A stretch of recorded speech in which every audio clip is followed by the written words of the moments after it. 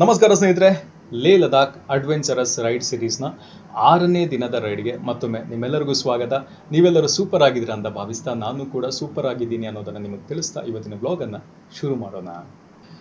ಕಳೆದ ಬ್ಲಾಗಲ್ಲಿ ನಾವು ನಗೋರನ್ನ ಬಂದು ತಲುಪಿರ್ತೀವಿ. ಆ ಬ್ಲಾಗ್ನ ನೀವು ಈಗಾಗಲೇ ನೋಡಿದ್ದೀರಾ. ಒಂದು ವೇಳೆ ಇನ್ನೂ ನೀವು ಆ ಬ್ಲಾಗ್ನ ನೋಡಿಲ್ಲ ಅಂದರೆ ಮೇಲೆ ಐ ಕಾರ್ಡಲ್ಲಿ ಲಿಂಕ್ ಬರ್ತಾ ಇರುತ್ತೆ. ಆ ಬ್ಲಾಗ್ನ ನೋಡಿಕೊಂಡು ಆಮೇಲೆ ಈ ಬ್ಲಾಗ್ನ ಕಂಟಿನ್ಯೂ ಮಾಡಿ ಸ್ನೇಹಿತರೆ.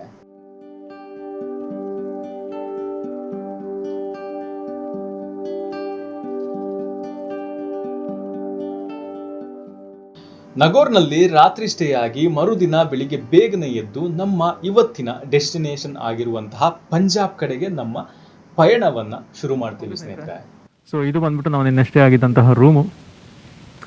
ಇಲ್ಲಿಂದ ನಾವೀಗ ಹೊಡ್ತಾ ಇದ್ವಿ. ಇಲ್ಲೇ ಕೆಳಗಡೆ ಹೋಟ್ಲ್ ಇರೋದು. ನಾವಿಲ್ಲಿ ಹೋಟೆಲ್ಗೆ ಊಟ ಮಾಡೋಕ್ಕಂತ ನಿಲ್ಸಿದ್ವಿ. ಆಮೇಲೆ ಇಲ್ಲೇ ರೂಮ್ ಐತಲ್ಲ ಅಂದ್ಬಿಟ್ಟು ಇಲ್ಲೇ ರೂಮ್ ಮಾಡ್ಕೊಂಡಿದ್ವಿ. ಆಯ್ತಾ, ಒಟ್ಟಾರೆ ಇವತ್ತು ಸುಮಾರು 500 ಕಿಲೋಮೀಟರ್ಗಳ ದೀರ್ಘ ರೈಡನ್ನು ನಾವು ಮಾಡೋರಿರ್ತೀವಿ. ಪ್ರತಿದಿನದಂತೆ ಅವತ್ತು ಕೂಡ ನನ್ನ ಮನಸ್ಸು ತುಂಬ ಎಕ್ಸೈಟ್ ಆಗಿತ್ತು. ಜೊತೆಗೆ ಲದಾಖ್ ಇನ್ನೂ ಸ್ವಲ್ಪ ದೂರ ಅನ್ನೋ ಖುಷಿ ಬೇರೆ ಪದೇ ಪದೇ ಮನಸ್ಸಲ್ಲಿ ಬರ್ತಾ ಇತ್ತು. ಆಯ್ತಾ, ರೈಡ್ ಸ್ಟಾರ್ಟ್ ಆಗುತ್ತೆ. ರಾಜಸ್ಥಾನದ ಅದೇ ಆ ರಸ್ತೆಗಳು ಮತ್ತೆ ಮುಂದುವರಿಯುತ್ತವೆ. ಕೆಲವು ಜಾಗಗಳು ಚೆನ್ನಾಗಿರ್ತವೆ, ಇನ್ನು ಕೆಲವು ಜಾಗಗಳಲ್ಲಿ ಸ್ವಲ್ಪ ಒಣಗಿದ ಬಿಸಿ ಬಿಸಿಯಾದ ಧೂಳು ಏಳ್ತಾ ಇರುತ್ತೆ.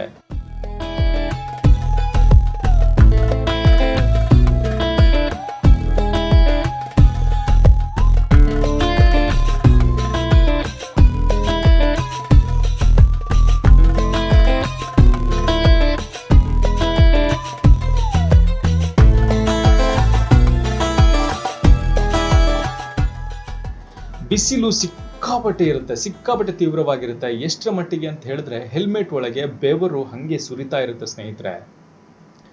ಬೆಳಿಗ್ಗೆ ನಾವು ತಿಂಡಿ ಮಾಡಿರಲ್ಲ, ಅದಕ್ಕೋಸ್ಕರ ಸ್ವಲ್ಪ ಹೊತ್ತು ರೈಡ್ ಮಾಡಿದ್ಮೇಲೆ ಒಂದು ಕಡೆ ತಿಂಡಿಗೆ ಅಂತೇಳಿ ಗಾಡಿನ ನಿಲ್ಲಿಸ್ತೀವಿ.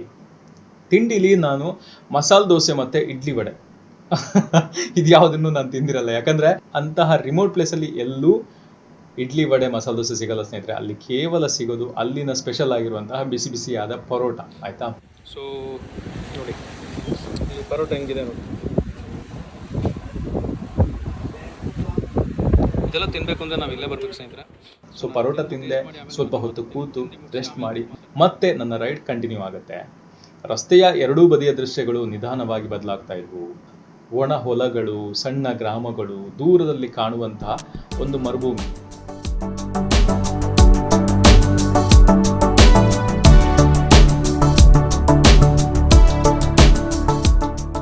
ಆ ಮರುಭೂಮಿ ತರ ಏನ್ ಕಾಣಿಸ್ತಿತ್ತಲ್ಲ, ಅದ್ರ ಮಧ್ಯೆ ಒಂದು ರೋಡ್ ಹಾದು ಹೋಗ್ತಾ ಇತ್ತು.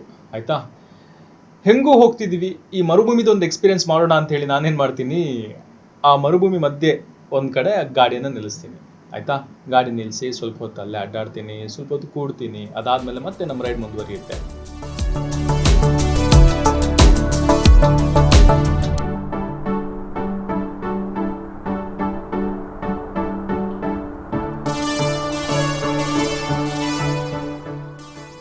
ಈಗ ಈ ಕಥೆಯಲ್ಲಿ ಒಂದು ಟ್ವಿಸ್ಟ್ ಬರುತ್ತೆ ಸ್ನೇಹಿತರೆ.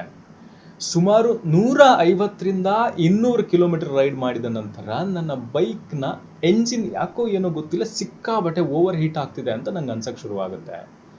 ನೋಡೇ ಬಿಡೋಣ ಅಂತ ಹೇಳಿ ಗಾಡಿ ನಿಲ್ಲಿಸ್ತೀನಿ. ನೋಡ್ತೀನಿ ಎಂಜಿನ್ ಹತ್ರ ಎಂಜಿನ್ ಆಯಿಲ್ ಲೀಕ್ ಆಗ್ತಾ ಇರುತ್ತೆ.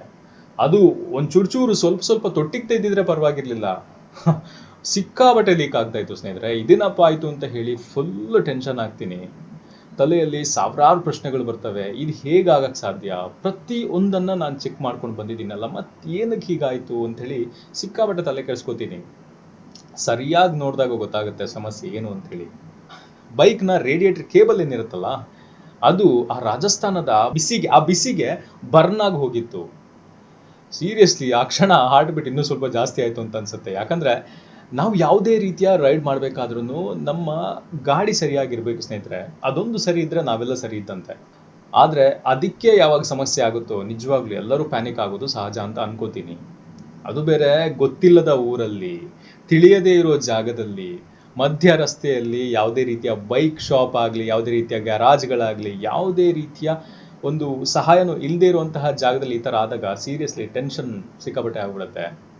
ಇಲ್ಲಿಂದ ಏನು ಮಾಡೋದಪ್ಪ ಅಂತ ಹೇಳಿ ಯೋಚಿಸ್ತಾ ಅಲ್ಲೇ ಸ್ವಲ್ಪ ಹೊತ್ತು ಕುತ್ಕೋತೀನಿ. ಬಿಸಿಲು ಬೇರೆ ಸಿಕ್ಕಾಬಟ್ಟೆ ಇರುತ್ತೆ ಅಂತ ಹೇಳಿ ಏನು ಮಾಡ್ತೀನಿ, ಬೈಕ್ನ ರಸ್ತೆ ಬದಿಗೆ ತಳ್ಳಿ ಮೊಬೈಲ್ ತೆಗೆದು ಗೂಗಲ್ ಮ್ಯಾಪಲ್ಲಿ nearby Royal Enfield showroom ಎಲ್ಲಿದೆ ಅಂತ ಹೇಳಿ ಟೈಪ್ ಮಾಡ್ತೀನಿ.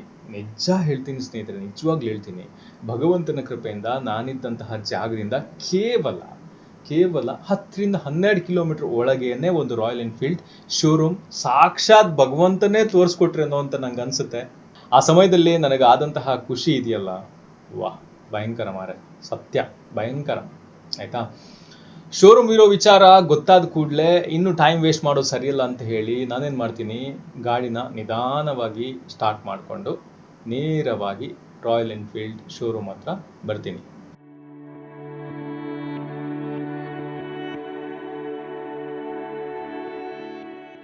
ನಾವೀಗ ರಾಜಸ್ಥಾನದ ಚುರು ಅನ್ನೋ ಊರಲ್ಲಿದ್ದೀವಿ. ಸೊ ಇದು ಚುರುವಲ್ಲಿರುವಂತಹ ರಾಯಲ್ ಎನ್ಫೀಲ್ಡ್ ಶೋರೂಮ್ ಬರ್ತೀನಿ. ಶೋರೂಮಲ್ಲಿ ಗಾಡಿಯನ್ನು ತೋರಿಸ್ತೀನಿ. ಅಲ್ಲಿ ಮೆಕ್ಯಾನಿಕಲ್ ಈ ಪಾರ್ಟ್ ಇರೋ ಡೌಟ್ ಸರ್ ಅಂತ ಹೇಳ್ತಾರೆ. ಮತ್ತೆ ಟೆನ್ಷನ್ ಆಗುತ್ತೆ ಸೀರಿಯಸ್ಲಿ. ಮತ್ತೆ ಆ ಭಗವಂತನ ಕೃಪೆಯಿಂದ ಒಂದು ಒಳ್ಳೆ ಮೆಕ್ಯಾನಿಕ್ ಸಿಗ್ತಾನೆ. ಅದೃಷ್ಟವಶಾತ್ ಯಾವ ಪಾರ್ಟ್ ಹೋಗಿತ್ತಲ್ಲ ಆ ಪಾರ್ಟ್ ಅಲ್ಲ ಅವೈಲೇಬಲ್ ಇರುತ್ತೆ. ಯಪ್ಪ, ಬದುಕಿದೆಯಲ್ಲೋ ಬಡಪಾಯಿ ಅಂತ ಅನ್ಕೊಂಡೆ ಆ ಸಮಯದಲ್ಲಿ ನಾನು. ಆದರೆ ಬೈಕ್ ಇವತ್ತು ಸಿಗಲ್ಲ, ನಾಳೆ ಸಿಗುತ್ತೆ ಅಂತ ಹೇಳಿ ಮತ್ತೆ ಶೋರೂಮ್ ಅವ್ರು ಟೆನ್ಷನ್ ಕೊಡ್ತಾರೆ. ಸೊ ಇಲ್ಲಿ ನಿಮಗೆ ಪೈಪ್ ಕಾಣಿಸ್ತಿದೆಯಾ? ಸೊ ಇದು ಬ್ರೇಕ್ ಆಗಿದೆ ಪೈಪ್. ಸೊ ಇಲ್ಲಿಂದ ಆಯಿಲ್ ಲೀಕೇಜ್ ಆಗ್ತಾ ಇದೆ. ಹಂಗೋ ಹಿಂಗೋ ಹೆಂಗೆಂಗೋ ಮಾಡಿ ಶೋರೂಮ್ ಅವರಿಗೆ ರಿಕ್ವೆಸ್ಟ್ ಮಾಡಿ ಕೈ ಕಾಲು ಹಿಡ್ಕೊಂಡು ಏನೇನೋ ಮಾಡಿ ದಯವಿಟ್ಟು ನಾವು ಇವತ್ತು ಎಷ್ಟು ಹೊತ್ತಾದರೂ ಸರಿ ಪಂಜಾಬ್ನ ತಲುಪಲೇಬೇಕು, ಪ್ಲೀಸ್ ಪ್ಲೀಸ್ ಪ್ಲೀಸ್ ದಯವಿಟ್ಟು ಬೈಕ್ನ ರೆಡಿ ಮಾಡಿಕೊಡಿ ಅಂತ ಕೇಳ್ಕೊಂಡ್ವಿ. ಕೊನೆಗೂ ಆ ಟೆಕ್ನಿಷಿಯನ್, ಆ ಪುಣ್ಯಾತ್ಮ ಮನ್ಸು ಮಾಡಿ ನನಗೆ ಸುಮಾರು 2-3 ಗಂಟೆ ಆಗುತ್ತೆ ಅಂತ ಹೇಳಿ ಗಾಡಿ ರೆಡಿ ಮಾಡಿಕೊಡ್ತೀನಿ ಅಂತ ಹೇಳಿ ಗಾಡಿನ ರೆಡಿ ಮಾಡಿ ಕೊಡ್ತಾನೆ. Bye bye. Thank you sir, bye, thank you.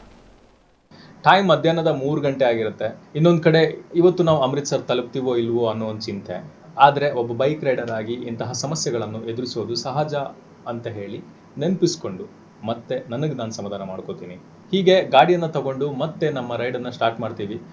ಈಗ ಬೈಕ್ನ ಸ್ವಲ್ಪ ನಿಧಾನವಾಗಿ ಓಡಿಸ್ತೀನಿ, ಯಾಕಂದರೆ ಗೊತ್ತಲ್ಲ, ಒಂದ್ಸತಿ ಈಗಾಗಲೇ ಏಟ್ ತಿಂದಿದ್ದೀನಿ. ಮತ್ತೆ ಈ ಹೀಟಲ್ಲಿ ಮತ್ತೆ ಗಾಡಿ ಜೋರಾಗಿ ಓಡಿಸೋದು, ಎಂಜಿನ್ ಹೀಟ್ ಆಗೋದು ಬೇಡಪ್ಪ ಅಂತೇಳಿ ಸ್ವಲ್ಪ ಹೊತ್ತು ಗಾಡಿನ ನಿಧಾನವಾಗಿ ಓಡಿಸ್ತೀನಿ. ಆಯಿತಾ, ಎಂಜಿನ್ ಓವರ್ ಹೀಟ್ ಆಗಬಾರ್ದು ಅಂತ ಹೇಳಿ.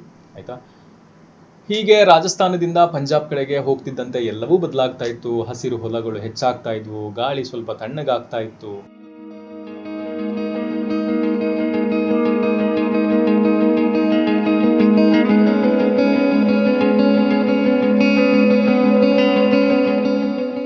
ಸಿಕ್ಕಾಪಟ್ಟೆ ಮಳೆ ಆಗ್ತಿದೆ ಸ್ನೇಹಿತರೆ, ಸಿಕ್ಕಾಪಟ್ಟೆ ಮಳೆ ಆಗ್ತಿದೆ.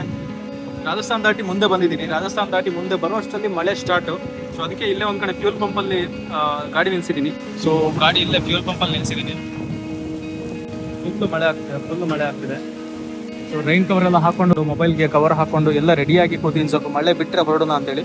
ಸೊ ನೆಕ್ಸ್ಟ್ ನನ್ನ ಡೆಸ್ಟಿನೇಷನ್ ಬಂದ್ಬಿಟ್ಟು ಅಮೃತ್ಸರ್. ಇಲ್ಲಿನ 350 ಕಿಲೋಮೀಟರ್ ಇದೆ.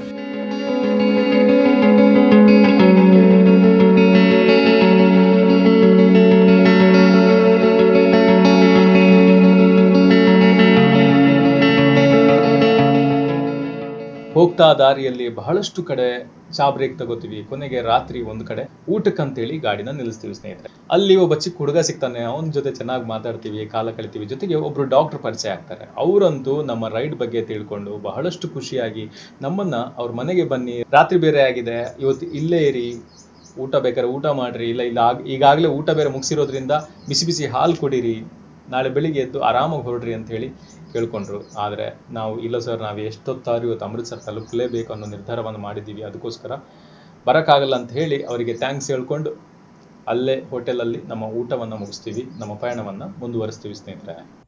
गाँव का नाम क्या है? ಬೋತನ. ಸೊ ಓಕೆ ಸ್ನೇಹಿತರೆ, ನಾನು ಇವಾಗ ಟೈಮ್ ಆಗಿದೆ ರಾತ್ರಿ 10 ಗಂಟೆ. ನಾನು ಬೋತನ ಅನ್ನೋ ಒಂದು ಜಾಗದಲ್ಲಿದ್ದೀನಿ. ಸರ್ ಆಪ್ಕಾ ನಾಮ್?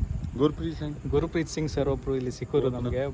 ಭಾಳ ಚೆನ್ನಾಗಿ ಟ್ರೀಟ್ ಮಾಡ್ತಾ ಇದ್ದಾರೆ. ಸೊ ಇಲ್ಲಿ ನಾವು ಡಾಬಾಗ ಊಟಕ್ಕಂತ ನಿಲ್ಸಿದ್ವಿ. ಅವ್ರ ಕಡೆ ನಾವೆಲ್ಲ ಕೊಡಿಸ್ತೀನಿ ಬಂತೆಲ್ಲ ಹೇಳ್ತಾ ಇದ್ದಾರೆ. ಸ್ನೇಹಿತರೆ, ಇಲ್ಲಿ ಒಂದು ವಿಷಯ ನಾನು ನಿಮಗೆ ಹೇಳಲೇಬೇಕು, ಇದು ನನಗಾದಂಥ ಎಕ್ಸ್ಪೀರಿಯನ್ಸ್. ನಾವು ಯಾವಾಗಾದ್ರೂ ನಾರ್ತ್ ಕಡೆಗೆ ಬೈಕ್ ರೈಡ್ ಮಾಡಬೇಕಾದ್ರೆ ಅಲ್ಲಿನ ಜನರು ಈ ಬೈಕ್ ರೈಡರ್ಸ್ಗೆ ಕೊಡೋ ಮರ್ಯಾದೆ ಇದೆಯಲ್ಲ ಸ್ನೇಹಿತರೆ, ಅದ್ಭುತ. ನಾನು ಕಂಡಂತೆ ಆ ಮರ್ಯಾದೆ ನಮಗೆ ಅಲ್ಲಿ ಬಿಟ್ಟರೆ ಬೇರೆ ಎಲ್ಲೂ ಸಿಗಲ್ಲ ಅಂತ ಅನ್ಕೋತೀನಿ. ಒಬ್ಬ ಬೈಕ್ ರೈಡರ್ಗೆ ಎಲ್ಲಿ ತನಕ ಅಂದರೆ, ಕೆಲವೊಂದು ಡಾಬಾಗಳಲ್ಲಿ ಬೈಕ್ ರೈಡರ್ಸ್ ಅಂದ ಕೂಡಲೇ ಅವರಿಗೆ ಫ್ರೀಯಾಗಿ ಹಾಲನ್ನು ಆಫರ್ ಮಾಡ್ತಾರೆ, ಫ್ರೀಯಾಗಿ ಮಲ್ಕೊಳ್ಳಿ ಅಂತ ಹೇಳಿ ಮಂಚ ಎಲ್ಲ ರೆಡಿ ಮಾಡಿ ಹಾಸಿ ಕೊಡ್ತಾರೆ. ನನಗಂತೂ ಬಹಳಷ್ಟು ಕಡೆ ಈ ಎಕ್ಸ್ಪೀರಿಯನ್ಸ್ ಆಯಿತು. ಆದರೆ ನಾನು ಅದನ್ನೆಲ್ಲ ನಿಮಗೆ ಹೇಳಿಲ್ಲ, ಯಾಕಂದರೆ ಅದನ್ನೆಲ್ಲ ಹೇಳ್ತಾ ಹೋದರೆ ಈ ವ್ಲಾಗ್ ತುಂಬ ಉದ್ದ ಆಗ್ಬಿಡುತ್ತೆ ಅಂತೇಳಿ. ಇನ್ನೊಂದು ವಿಷಯ ನಾನು ನಿಮಗೆ ಹೇಳೋದು ಮರ್ತೆ ಸ್ನೇಹಿತರೆ, ಅದೇನಂದ್ರೆ, ನಾವು ಯಾವ ಡಾಬಾದಲ್ಲಿ ಕುತ್ಕೊಂಡು ಊಟ ಮಾಡಿರ್ತೀವಲ್ಲ, ಅಲ್ಲಿ ಇನ್ನೊಬ್ಬ ವ್ಯಕ್ತಿ ನಮಗೆ ಸಿಗ್ತಾರೆ. ಆ ವ್ಯಕ್ತಿ ಏನಂತ ಹೇಳ್ತಾರೆ, ನಾವು ಅಲ್ಲಿಂದ ಮುಂದೆ ರೈಡ್ ಕಂಟಿನ್ಯೂ ಮಾಡಬೇಕಾಗಿರೋದ್ರಿಂದ ಮುಂದೆ ದಾರಿಲಿ ಸುಲಿಗೆ ಮಾಡೋರ ಸಮಸ್ಯೆ ಇದೆ ಅಂತ ಹೇಳ್ತಾರೆ. ಆ ಕಾರಣಕ್ಕೆ ಆ ದಾರಿಲಿ ರಾತ್ರಿ ಯಾರು ಓಡಾಡಲ್ಲ ಅನ್ನೋದನ್ನು ತಿಳಿಸ್ತಾರೆ. ಇದನ್ನು ಕೇಳಿದಂತ ನಮಗೆ ರಾತ್ರಿ ತಂಪಾಗಿದ್ರು ಸೆಕೆ ಆಗಕ್ಕೆ ಶುರು ಆಗುತ್ತೆ. ಆದರೂ ನಮ್ಮ ಗ್ರೂಪಲ್ಲಿ ಇದ್ದ ಎಲ್ಲರೂ ನಾವು ಡಿಸ್ಕಸ್ ಮಾಡಿ ದೇವ್ರ ಮೇಲೆ ಭಾರ ಹಾಕಿ ಹೊಡೆ ಬಿಡೋಣ ಅಂತೇಳಿ ಹರ ಹರ್ ಮಹಾದೇವ್ ಅಂತ ಅನ್ಕೊಂಡು ಅಲ್ಲಿಂದ ನಮ್ಮ ರೈಡನ್ನು ಶುರು ಮಾಡ್ತೀವಿ. ಇನ್ನು ಹೋಗ್ಬೇಕಾದ್ರೆ ಎಂತ ಗಮ್ಮತ್ತು ಗೊತ್ತುಂಟಾ? ಸಾಮಾನ್ಯವಾಗಿ ನಾವೇನ್ ಮಾಡ್ತೀವಿ, ಒಬ್ಬರಿಂದ ಒಬ್ರು ರೈಡ್ ಮಾಡ್ತಾ ಹೋಗ್ತೀವಿ, ಹೌದಾ? ಆದ್ರೆ ಆ ನಿರ್ಜನವಾದ ದಾರಿಲಿ ಮೊದಲೇ ಅವ್ನು ಯಾರೋ ಒಬ್ಬ ಹೇಳಿದ್ದ ಬೇರೆ, ಅದೊಂದು ತಲೆಯಲ್ಲಿ ನಾವೇನ್ ಮಾಡ್ತೀವಿ, ಹಿಂದೆ ಮುಂದೆ ಇರೋರೆಲ್ಲ ಅಕ್ಕಪಕ್ಕದಲ್ಲಿ ಗಾಡಿ ಓಡಿಸ್ಕೊಂಡು ಖಾಲಿ ಹೈವೇಲಿ ಗಾಡಿ ಓಡಿಸ್ಕೊಂಡು ಹೋಗ್ತೀವಿ. ಹೀಗೆ ಆ ರಾತ್ರಿಯ ತಂಪಾದ ಗಾಳಿಯೊಂದಿಗೆ ನಮ್ಮ ರೈಡನ್ನು ಎಂಜಾಯ್ ಮಾಡ್ತಾ ಮೊದಲೇ ಬುಕ್ ಮಾಡಿದಂತಹ ಹೋಟೆಲನ್ನು ತಲುಪುವಷ್ಟರಲ್ಲಿ ಟೈಮ್ ಆಗಿರುತ್ತೆ ರಾತ್ರಿ. ಫೈನಲಿ ನಾವು ಅಮೃತ್ಸರ್ ಬಂದು ತಲುಪಿದ್ದೀವಿ. ಟೈಮ್ ಆಗಿದ್ದೆ ಎಷ್ಟು ಅಂದರೆ ಹತ್ರ ಬೆಳಿಗ್ಗೆ 3 ಗಂಟೆ. ಸುಮಾರು 2 ಗಂಟೆಗೆ ನಾವು ಇಲ್ಲಿ ಬಂದು ರೀಚ್ ಆದ್ವಿ. ಫ್ರೆಶ್ ಅಪ್ ಆದೆ. ಈಗ 3 ಗಂಟೆ ಆಗಿದೆ. ಇವಾಗ ಮಲ್ಕೊಂಡು ನಾಳೆ ಬೆಳಿಗ್ಗೆ ಆರಾಮಾಗಿ ಹೇಳ್ತೀವಿ. ನಾಳೆ ಇಲ್ಲೇ ಮತ್ತೆ ಸ್ಟೇ ಆಗ್ತೀವಿ. ಅಮೃತ್ಸರ್ ಸ್ಟಾಪ್ ಇರಲಿಲ್ಲ, ಬಟ್ ಈಗ ನಾಳೆ ನೋಡಲೇಬೇಕು. ಅಮೃತ್ಸರದಲ್ಲಿ ಕೆಲವು ಜಾಗಗಳಿದೆ, ನೋಡಲೇಬೇಕು. ಅದಕ್ಕೋಸ್ಕರ ನಾಳೆ ಮತ್ತೆ ಇಲ್ಲಿ ಸ್ಟೇ ಆಗ್ತಿದ್ದೀವಿ. ನಾಡಿದ್ದು ನೆಕ್ಸ್ಟ್ ಡೆಸ್ಟಿನೇಷನ್ಗೆ ಹೊರಡ್ತೀವಿ. ಸ್ನೇಹಿತರೆ, ಈ ದಿನ ನನಗೆ ಮತ್ತೊಮ್ಮೆ ಕಲಿಸಿದ್ದು ಲಾಂಗ್ ಡಿಸ್ಟೆನ್ಸ್ ಬೈಕ್ ಟ್ರಿಪ್ ಅಂದ ಕೂಡಲೇ ಕೇವಲ ಸುಂದರ ದೃಶ್ಯಗಳನ್ನು ನೋಡೋದಲ್ಲ, ಅದು ಗಾಡಿಯ ಬ್ರೇಕ್ ಡೌನ್ಗಳು, ರಿಪೇರ್ಗಳು, ಟೆನ್ಷನ್ನು ಮತ್ತು ಅದನ್ನು ಎದುರಿಸುವಂತಹ ಧೈರ್ಯ. ರೇಡಿಯೇಟರ್ ಕೇಬಲ್ ಬರ್ನ್ ಆದಾಗ ಒಂದು ಕ್ಷಣ ಹತಾಶೆ ಆಯಿತು, ಆದರೆ ಅದನ್ನ ಸರಿಪಡಿಸಿ ಮುಂದೆ ಹೋದಾಗ ನನಗೆ ಇನ್ನೂ ಸ್ವಲ್ಪ ಧೈರ್ಯ ಬಂತು. ಇನ್ನು ಆ ರಾತ್ರಿ ಪಂಜಾಬ್ನಲ್ಲಿ ಉಳ್ಕೊಂಡು ಮರುದಿನ ಬೆಳಿಗ್ಗೆ ಎದ್ದು ನಾವು ಏನು ಮಾಡಿದ್ವಿ, ಯಾವ ಜಾಗಕ್ಕೆ ಹೋದ್ವಿ ಅನ್ನೋದನ್ನೆಲ್ಲ ನಾಳಿನ ವ್ಲಾಗಲ್ಲಿ ನೋಡೋಣ ಸ್ನೇಹಿತರೆ. ಇವತ್ತಿನ ವ್ಲಾಗ್ ನಿಮಗೆ ಇಷ್ಟ ಆಗಿದೆ ಅಂತ ಅಂದ್ಕೊಂಡಿದ್ದೀನಿ ಸ್ನೇಹಿತರೆ. ಮತ್ತೆ ಮುಂದಿನ ವ್ಲಾಗಲ್ಲಿ ಸಿಗ್ತೀನಿ. ಕ್ಷೇಮವಾಗಿರಿ, ಸುಖವಾಗಿರಿ. ನಮಸ್ತೆ.